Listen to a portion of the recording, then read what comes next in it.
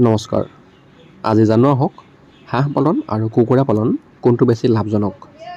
হাঁহ পালন আৰু কুকুৰা পালন দুয়োটাই লাভজনক, কিন্তু কোনটো আপোনাৰ বাবে ভাল সেয়া পৰিস্থিতি চাই ঠিক কৰিব লাগে।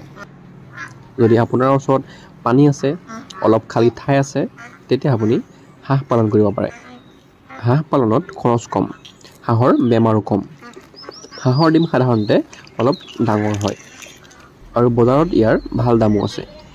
কিন্তু যদি আপোনাৰ ওচৰত পানী নাই আৰু অলপ মাত্ৰ ঠাই আছে, তেন্তে আপুনি কুকুৰা পালন কৰিব পাৰে। কুকুৰা সোনকালে ডাঙৰ হয়, বজাৰত ইয়াৰ চাহিদাও আছে। হাঁহ পালনত অলপ সময় লাগে, তাৰ তুলনাত কুকুৰা অতি সোনকালে ডাঙৰ হয়। সেয়ে আপুনি কি পালন কৰিব সেয়া পৰিস্থিতি আৰু পৰিৱেশ চাই ঠিক কৰি ল'ব। এনেধৰণৰ সঁচা অভিজ্ঞতা আৰু খেতিৰ টিপছৰ বাবে আমাৰ চেনেলটো ছাবস্ক্ৰাইব কৰক, পেজটো ফ'ল' কৰিব আৰু যদি ভিডিঅ'টো ভাল লাগিলে তেনেহ'লে এটা লাইক কৰিব।